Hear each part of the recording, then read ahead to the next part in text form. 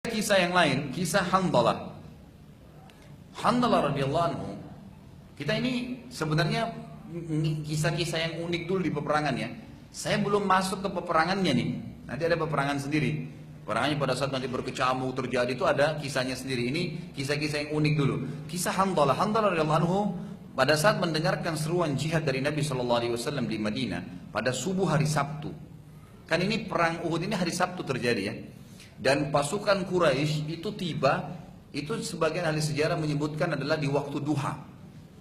Di waktu duha mereka tiba di kancah peperangan di Uhud, sudah mau menghadap ke Madinah. Maka Nabi SAW setelah sholat subuh mengiklankan jihad, lalu kemudian pasukan terbentuk, lalu mereka melewatin tadi kebun-kebun kurma itu pada saat matahari sudah mulai terbit. Ya, itu seperti itu keadaannya. Handalah ini pada malam ya Sabtunya hari Jumat itu baru saja menikah dan dia baru saja bermalam pertama dengan istrinya. Selepas sholat subuh dan ia masih dalam keadaan junub.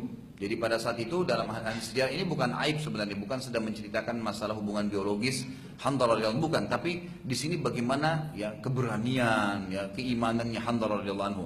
Beliau menikah malam itu, kemudian beliau menunda hubungan biologisnya sampai sholat subuh, azan subuh, kemudian beliau setelah sholat subuh berhubungan biologis sama istrinya. Dan ini sebagian ulama juga mengambil hukum dari sini, subhanallah. Perilaku sahabat pun sudah menjadi hukum, gitu kan? Sampai para ulama fikih mengatakan perilaku Handalah memberikan pelajaran kepada siapapun muslim yang sedang menikah di malam hari.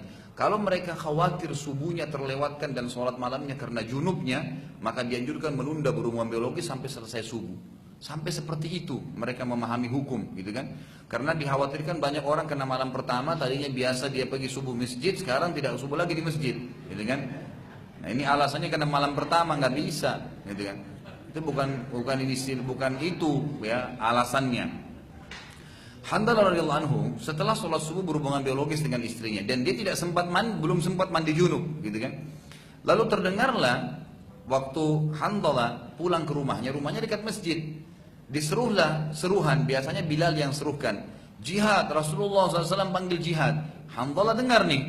Dan biasanya kalau diserukan jihad begitu, sahabat berkumpul semua depan masjid. Semua penuh depan masjid, kumpul semuanya.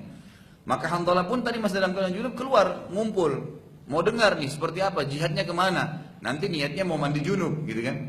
Tapi yang jelas seperti itulah. Ternyata Nabi SAW pada saat sudah berkumpul sahabat, nggak pakai nunggu. Pasukan yang sudah terbentuk itu langsung keluar.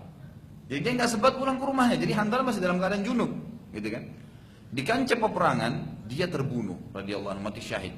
Maka Nabi SAW melihat jenazahnya, beliau bersabda, tiba-tiba ya pada saat itu sambil mengalihkan pandangannya. Jadi jenazahnya Handalah dari depan, Nabi SAW alihkan pandangannya.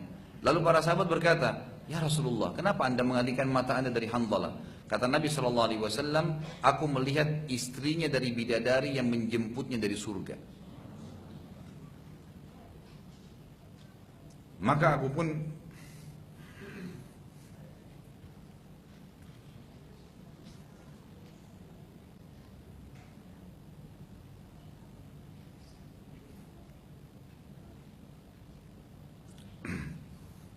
pun mengalihkan pandanganku. Di sini kita lihat Bapak Ibu sekalian pelajaran yang sangat besar yang Allah Subhanahu wa taala dan Rasulnya janjikan tidak ada yang bohong. Ini bukan masalah kasus bidadari, tapi bagaimana Nabi kita ya, Muhammad SAW menjanjikan sesuatu yang benar.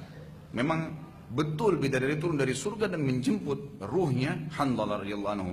Dan ini sebuah kelebihan yang luar biasa bagi orang yang mati syahid. Semoga Allah SWT mengaruniakan kita itu.